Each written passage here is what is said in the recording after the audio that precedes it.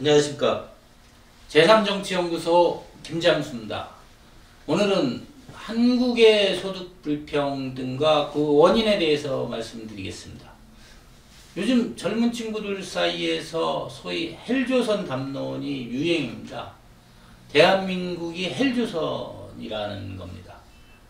이런 얘기를 들으면 보수 우파라고 하시는 분들은 젊은이들의 눈높이가 너무 높다, 철없는 소리다 하지만 뭐 그런 분들의 얘기도 일리가 있죠. 우리나라처럼 뭐 살기 좋은 나라가 어딨냐, 우리나라처럼 이렇게 빨리 세계적인 가장 가난한 나라에서 부자가 된 나라가 어딨냐, 그 얘기도 맞습니다. 한국은 특히 이제 이승만 박정희 대통령 이후에 급속한 경제 성장을 했고요, 민주주의를 전 세계적으로 자랑할 만한 수준이 됐습니다. 근데 이제까지 우리가 급속하게 발전했다고 지금 젊은이들에게 우리 대한민국이 살만한 나라인가 라는 거는 다른 문제입니다. 특히 이제 그 맹자가 그런 얘기했죠. 무왕산 무왕심입니다. 사람이 정상적으로 사회 구성원의 한 사람을 제대로 살아가려면 일자리가 있어야 됩니다. 우리 젊은이들 단군 일의 최대의 스펙이라고 합니다.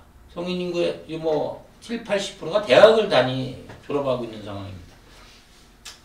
헬조선 담론에서 이제 가장 중요한 거는 왜 젊은이들이 일자리를 구하지 못하는가입니다. 일자리를 구하지 못하다 보니까 무슨 일이 있습니까? 연애도 포기하고 결혼도 포기하고 출산도 포기한다는 삼포 세대가 나오고 있습니다. 이게 이제 저번 시간에 보신 대로 이 저출산율의 핵심이 되고 있고요. 젊은이들만 그런 게 아니라 노인분들도 노인 빈곤율이 OECD 최고 수준입니다. 노인 자살률 가장 높고요. 그러면 중장년층은 내 삶이 좋다고 생각하는, 그렇지 않습니다. 내가 되게 열심히 일하고 젊을 때부터, 근데 애들 결혼시키기 힘들고 내 노후도 보장되지 않는, 한국의 1인당 GNP는 3만 불 수준으로 세계적으로 절대로 떨어지는 수준이 아닙니다. 그럼에도 불구하고 이런 현상이 생기는 것, 그 핵심에 이제 소득 불평등이 있습니다. 그 소득 불평등 하면 가장 먼저 떠오르는 게 재벌이죠. 요새 그렇지 않아도 이제 한진 뭐 대한항공 얘기 나오는데 재벌들이 너무 많이 가져가서 소득 불평등이 생기고 우리 같은 사람들이 먹고 살기 힘든 게 아니냐라는 생각들을 합니다. 이게 되게 실증적인 문제입니다.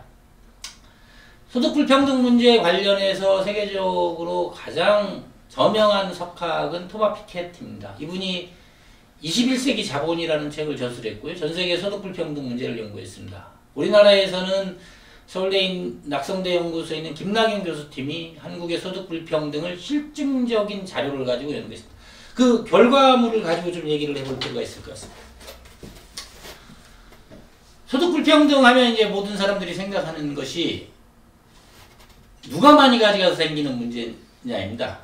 이게 왼쪽을 보시면 이게 상위 1%의 소득 점유율입니다. 상위 1%는 누구였습니까?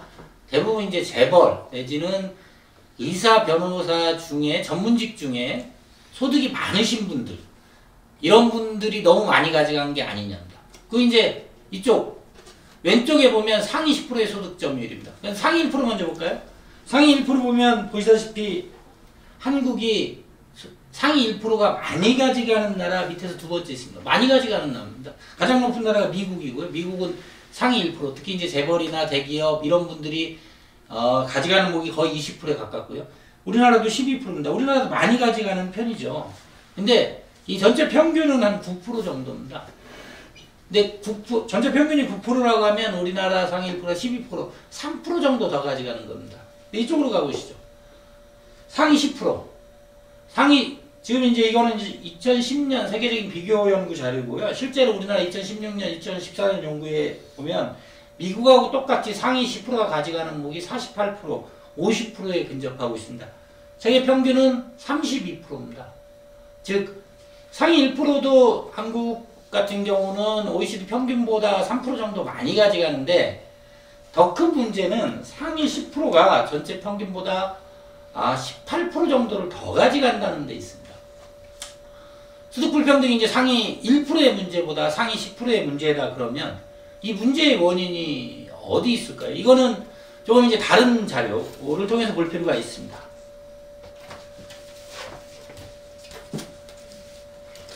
한국 사회가 왜 이렇게 소득 불평등이 심해졌느냐? 이거 굳이 간단하게 나누면 이렇습니다. 왼쪽에 있는 분들이 쉽게 얘기하면 자본가, 기업가들입니다. 여기서 이 자본가라고 해서 다 같은 자본가가 아닌데, 기업을 하신다 다 같은 기업이 아닙니다. 여기 이제 현대자동차, 대한항공, 삼성전자 이런 재벌 대기업들이 있고요. 요 밑에 이제 조그만하게 중소기업 하시는 분들 내지는 자기 혼자 내지는 뭐 가족하고만 같이 자기 그 고용 한 사람 없이 일하는 자영업자들이 있습니다. 이들 간의 격차가 되게 커졌습니다. 이거를 자본의 양극화, 기업의 양극화라고 합니다. 이게 이쪽에서 양극화가 생겼듯이 이쪽에서도 양극화가 생겼습니다. 그러니까 노동자라고 해도요, 같은 노동자가 아니고 삼성이나 현대에 다니는 대기업 정규직 노동자들이 있고요. 여기 조그만한데 중소기업 노동자, 중소기업 비정규직 내지는 자영업자 한두 분이 운영하는 조그만한 우리가 흔히 알바 노동자 88만 원 세대들이 여기 있습니다. 여기에서도 양극화가 생겼듯이요. 여기서도 양극화가 심해집니다. 이분들이 주로 대기업 직접 경영하시거나 자기가 대표이신 의사, 변호사들 같은 전문직 고소득자들이 여기에 속한다면요.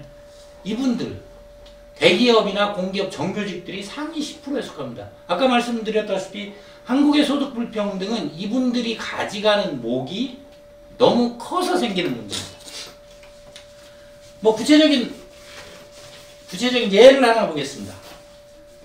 제가 노동자 사이에서의 소득 불평등이 심해졌다 그러지 않습니까? 요게 이제 대표적으로 이 그림이 그겁니다.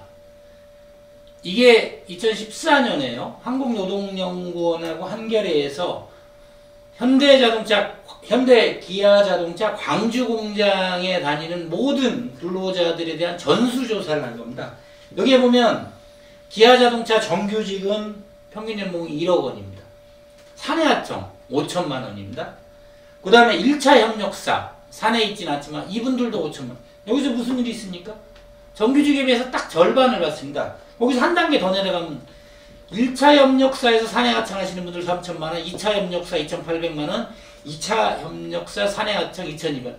물론 이분들이 서로 하는 일이 다를 수도 있습니다. 근데 정규직과 사내하청 같은 경우 거의 같은 일을 한다 그러죠. 그러니까 문제는 자본주의가 공정한 자본주의가 되려면 내가 어디에 속했느냐가 아니라 내가 무슨 일을 하느냐에 따라서 소득이 결정이 돼야 됩니다. 지금 광주 기아자동차 전수조사 결과는 무엇을 의미합니까? 내가 무슨 일을 하느냐가 아니고 내가 어디에 속했느냐, 어느 회사에 다니느냐에 따라서 월급이 절반씩 줄어든다는 얘기입니다. 이거를 가지고 이제 어떤 분들이 그 얘기를 했죠. 울산 현대공장에서 자동차를 생산하는데 왼쪽 바퀴는 회사 정규직들 끼고 오른쪽 바퀴는 하청업체 파견직 협력업체 직원들이 낀다. 같은 일을 한다는 겁니다. 같은 일을 하는데 내가 현대 정규직이면 1억을 받고 비정규직이면 5천만 원을 받습니다. 그 밑으로 내려가면 2,500원. 여기서 이제 중요한 거 하나가 이 공무원입니다. 우리나라 아까 이제 상위 10% 얘기를 했는데요. 4천만 성인을 딱 한 줄로 소득순으로 세우거나요. 2천만 노동자를 소득수준으로 세우면 중간에 있는 분들은 한 달 200만 원, 연봉 2천만 원 정도입니다. 공무원, 100만 공무원들의 평균 연봉은 6,200만 원입니다. 이 얘기는 뭐냐? 공무원들이 노동자 평균보다 3배 이상을 받습니다. 이거 OECD 국가 중에서 이런 나라는 유일하게 우리나라 한 군데입니다. 공무원 평균 연봉 6,200만 원입니다. 그리고 공기업, 한국전력이나 한국도시공사가 지하철공사 이분들 평균 연봉은 7천에서 8천입니다. 현대자동차, 삼성전자 같은 우리나라 대기업 정규직들의 평균 연봉은 1억이 넘습니다. 말씀드린 대로 상위 10%, 예를 들면 4천만 성인 인구를 기준으로 하면 400만 이 가져가는 목이 너무 커서 생기는 문제가 한국 소득 불평등의 핵심입니다. 근데 그러면 이분들이 가지고 있는 이분들이 대부분 누구냐? 이분들이 대부분 민주노총 소속입니다. 민주노총 같은 경우는 이제 조합원이 한 75%고요. 우리나라 노조 조직률 자체가 한 10% 정도 됩니다. 그러니까 전체 2천만 노동자, 그러면 200만 명 정도가 노조로 조직되어 있고요. 그거를 한국노총과 민주노총이 양분하고 있는데요. 그 중에서 특히 공기업, 대기업, 크고 대우 좋은 회사는 대부분 민주노총 소속입니다. 그러니까 민주노총은 이 소득불평등 나오고 헬조선 얘기가 나올 때마다 야 재벌개혁하자. 상위 1%가 문제다. 또 뭐 재벌개혁과 경제민주화를 얘기합니다. 문제는 재벌개혁과 경제민주화는 한국 소득불평등의 핵심적인 문제의 원인도 아닐 뿐만 아니라 이걸로 해결도 되지 않습니다. 한국의 소득불평등이 상위 10%, 그거 대부분 민주노총 노동자들과 관련돼 있다면 이 해법은 노동개혁입니다. 구체적으로는 이중적 노동시장의 혁파입니다. 그러니까 노동자 중에서 민주노총과 같이 좋은 직장에 다니고 월급도 많이 받고 정년도 보장받는 분들이 받는 특혜와 기득권을 낮추고 이태를 올려줘야 하는 겁니다. 이걸 이제 전문적으로 이중적 노동시장의 문제라 그러고요. 상층노동과 하층노동시장의 격차를 줄여야 된다는 것이 그 해법입니다. 이건 이제 저 혼자 하는 얘기가 아니고요. OECD 2016년 한국경제 보고서에서도 한국경제의 가장 큰 문제를 이 문제라고 지적했고 그 해결책도 제가 지금 말씀드린 대로 상층노동시장의 특권과 기득권을 줄여야 된다는 결론이 났습니다. 그럼 이제 민주노총 특히 이제 상층노동시장이 한국경제에 미치는 부정적인 폐해는 이것뿐만이 아닌데요. 오늘은 일단 여기까지 한국 소득불평등의 원인과 왜 그 주범이 민주노총인가에 대해서까지만 하고요. 다음 시간에는 좀 더 구체적으로 민주노총에 속한 기업들이 어디이고 이분들의 처우, 이거의 해결 방안에 대해서 집중적으로 논의하도록 하겠습니다. 마치겠습니다.